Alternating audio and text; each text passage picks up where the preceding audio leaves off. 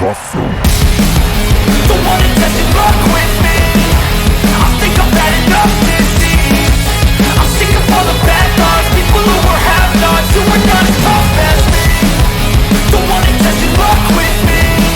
I think I've had enough disease. I'm sick of all the bad thoughts, people who were have-nots, who are not as tough as me.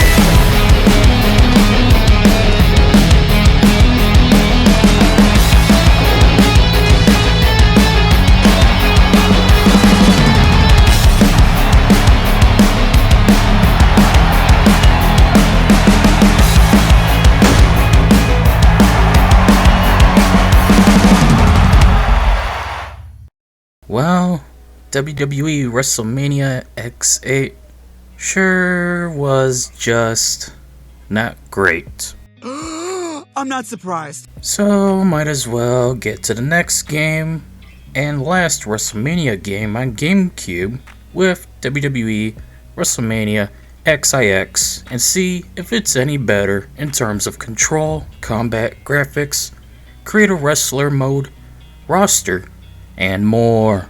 Though I don't exactly have any high hopes for it, as I've been burned before expecting sequels to be better than the last installment.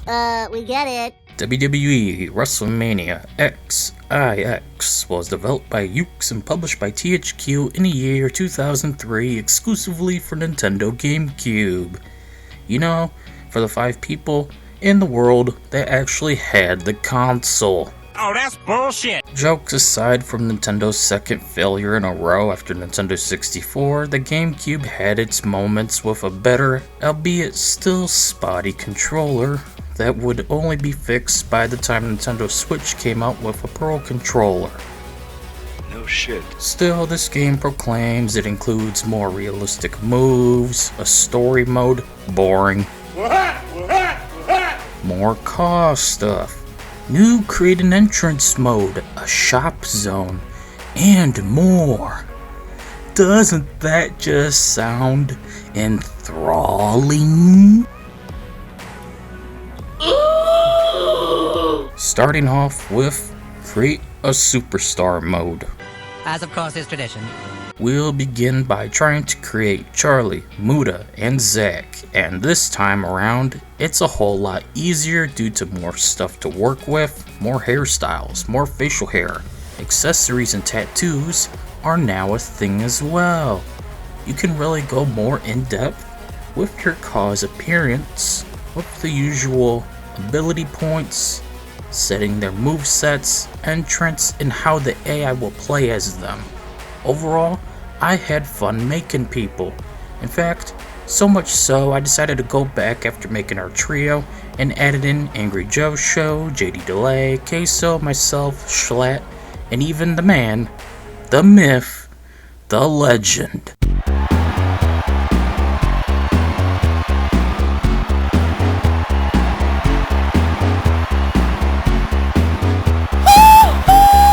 No, I don't believe that. That's bullshit. There's no way. Yeah, baby! That's what I'm waiting for. That's what it's all about.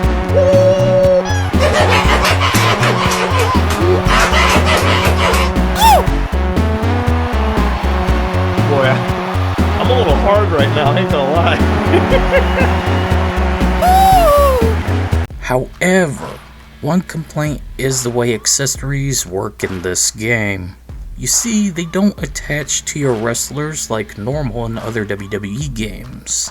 Instead, they float around and require you to position them with the X, Y, and Z axis. So align your hat, necklace, earrings, glasses, and more just right, or they'll look really fucking stupid. Why? Why is it like this? Just make a system that locks them in proper place. This is just terrible and intimidating to anyone who has no idea as to what they're doing, aka the average player.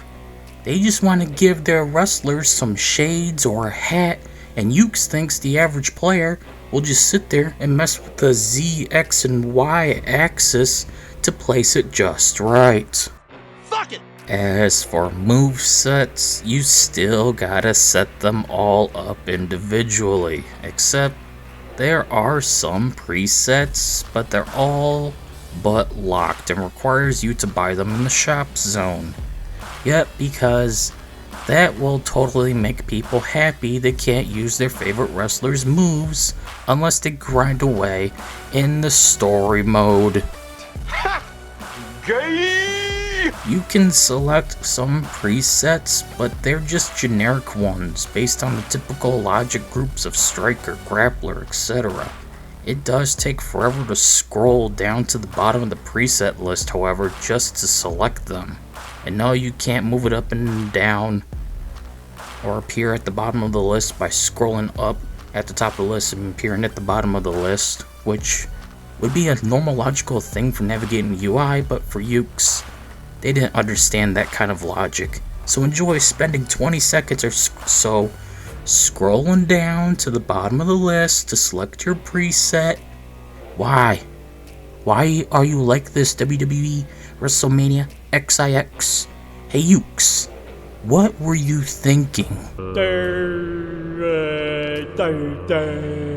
Creating entrances has been changed to no longer be selecting a preset for the 3 sections of an entrance, as entrances are now played in full, unlike X8. So pick what you want for animation, effects, video, music, or even just use a preset option.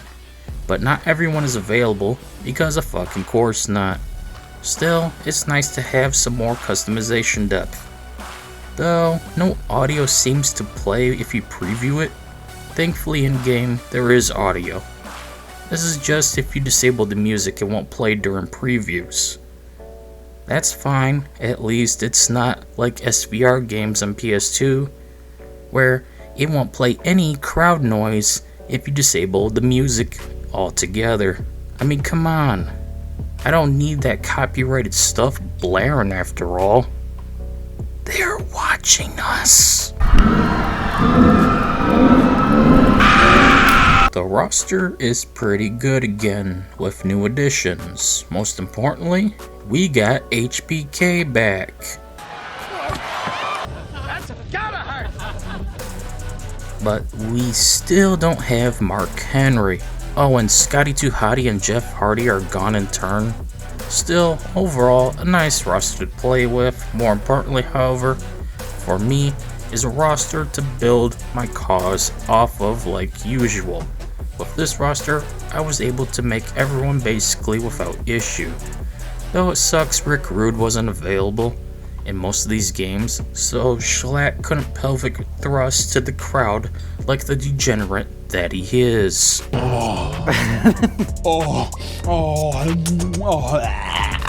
However, would it have killed Ukes to add in more legends? Where's the greatness of the 80s and 90s? Bret Hart, Randy Savage, the Ultimate Warrior.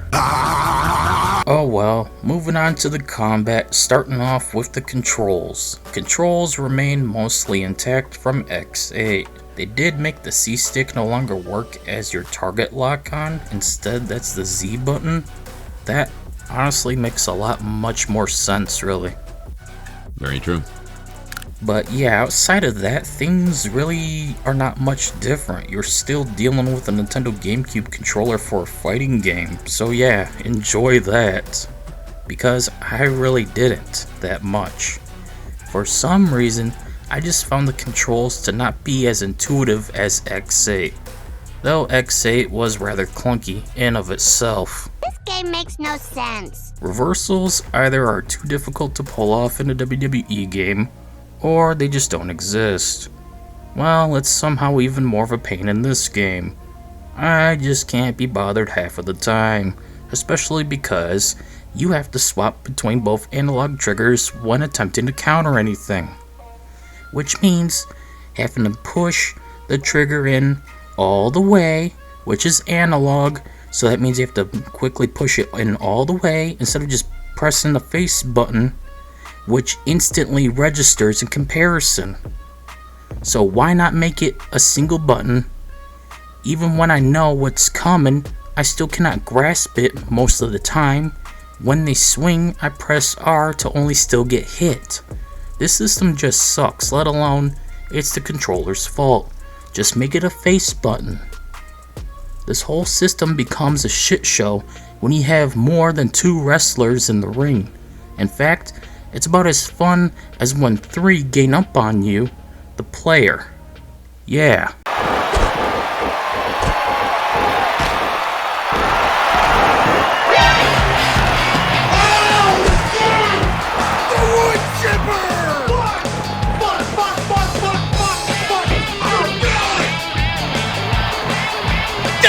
Step! You done fucked it up!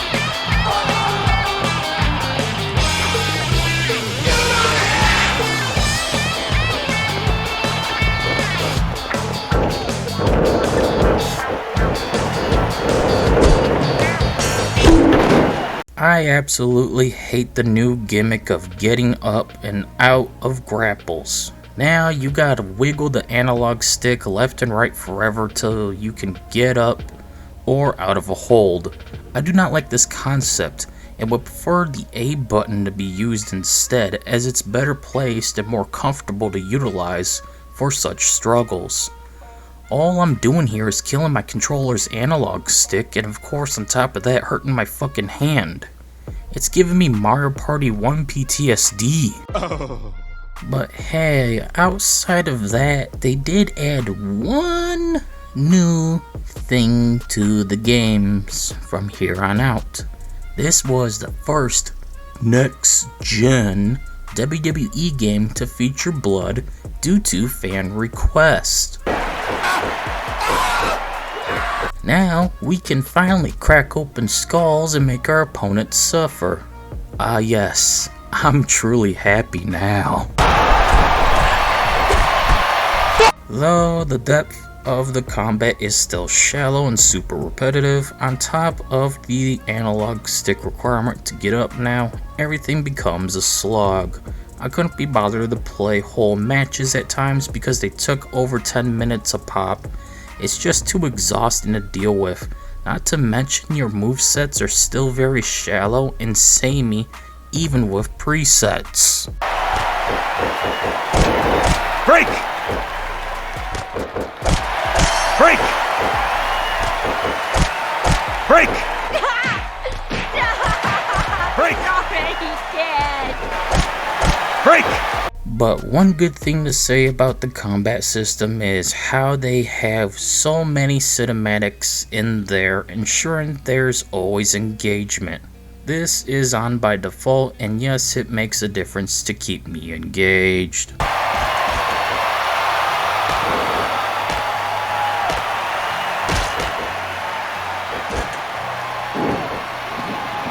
Do I look like a happy camper to you? It's great seeing these replays of what just happened and at different angles, especially if you were unsure of what just happened. Nothing more satisfying than seeing someone's skull cracked open from a well-placed chair shot or a kick to the face. Exhibition mode remains the highlight experience for any WWE game, with tons of options for match types and variants within.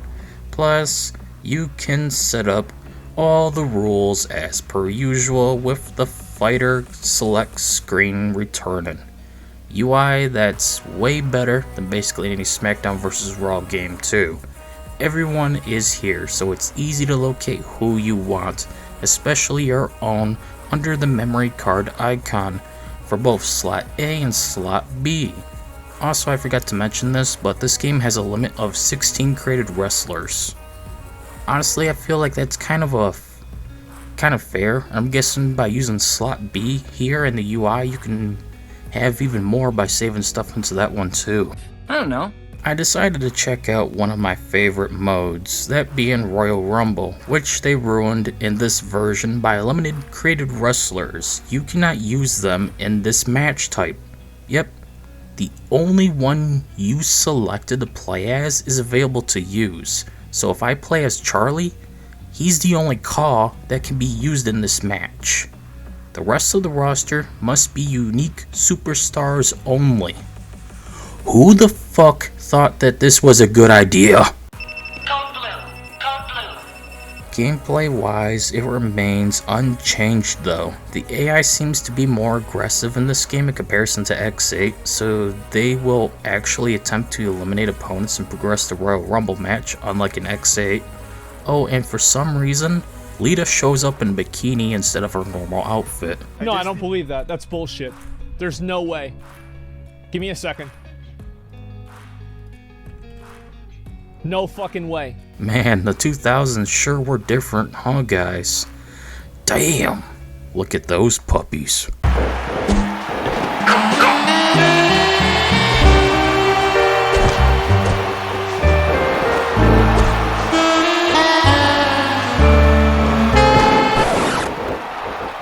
This will take me a minute. What? Just like before, ladder and TLC matches play the exact same, meaning the core issue is still present. All it takes is 1 millisecond for someone to win because there's no challenge to grabbing the belt akin to other WWE games. So, you just yoink it and win without even trying. I hate this concept that would be fixed in the SmackDown vs. Raw series. Okay, we get the point. Revenge mode is the new addition and acts as a story mode where whoever you play as is fired by Vince. Show your face around here again, unless you want to know. And Stephanie wants you to sabotage her father's company and she'll pay you to do so. Wait, what? Yeah, the plot makes no sense, but who cares? Your goal is to go into each location, stage by stage, and complete some sort of objective, like making security guards bleed in the shopping mall and then fighting Rey Mysterio.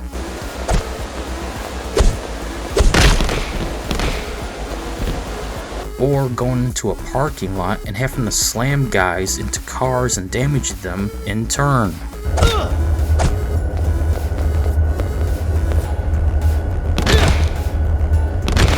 If you can complete your goal, you'll get rewarded based on how well you've played. I don't like it at all, as the combat controls really shine here in a bad way.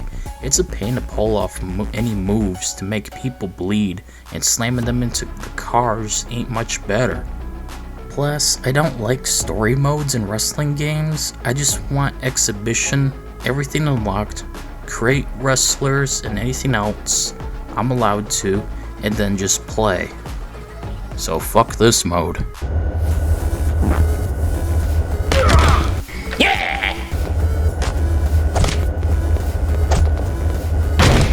Smash! What? What the fuck? Mission failed.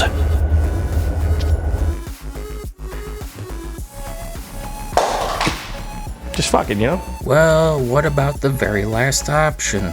I can't help but notice these games just feature 3 modes. Well, King of the Ring is, well, King of the Ring.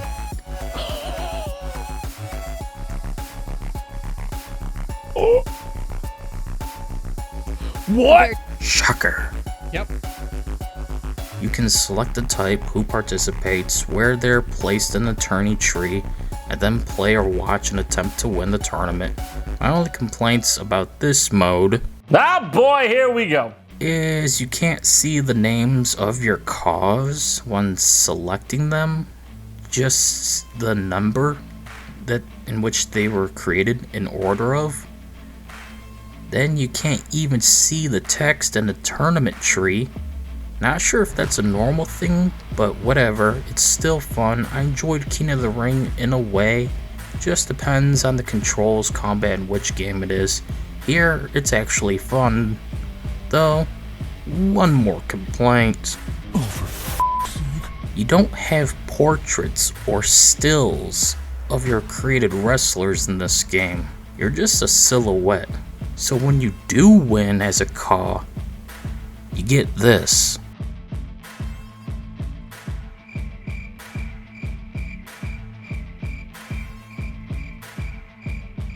As you complete stages in revenge mode, you get money based on how well you did. With said money, you can go into the Shopzone and meet generic blonde bimbo, because WWE really had a thing for them back in the day before female wrestlers were taken more serious towards the 2010s to the present. But then again, that's what happens when Vince isn't the one writing everything like a perverted old man he is. Boo! Anyways, the shop contains new car assets, moves, entrance assets, weapons for hardcore matches, and ability points to increase your car's effectiveness. Yay. Yay! Honestly, I really would rather just have everything available or a cheat code to unlock everything. Sadly, I couldn't find such a thing online, not even an action replay code or something. But outside of that, the problem with the shop is you can't see the entrance assets. Want to know what Ring Talk 21 is? Tough shit. Buy it, remember the one that you bought, go into car mode, and select it to preview it through several fucking loading screens. Fuck it! Why not give me the option to preview it in the shop, so that way I know what I'm exactly buying, let alone a picture. I don't know what each animation is or what the light effects and stuff will be like. There should be a preview. But whatever, I just bought some hairs so I could make derp. 1, 2, 3, evolve!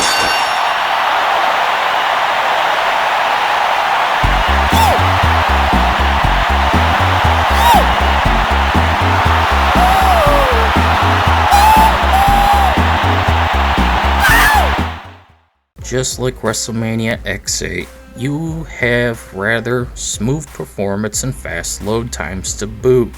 So at least there's a huge positive. Good performance and quickly getting into the action of a fighting game is important. Too bad the PlayStation 2 couldn't have that. Oh, he's true. And with all that said, we're now down to 2 more games. Day of Reckoning 1 and 2. I never hear anyone talk about these games when covering WWE games, so that either means they were slept on, forgettable, or just outright trash, and no one really wants to reopen any childhood trauma of bad games they grew up with. You tell me something I don't know. You better do it, and quick! Funny enough, I do just that, so we'll get into them in due time. For now, however, we really should wrap this one up. It's been a while, hasn't it? Get on with it. Yes, get on with it.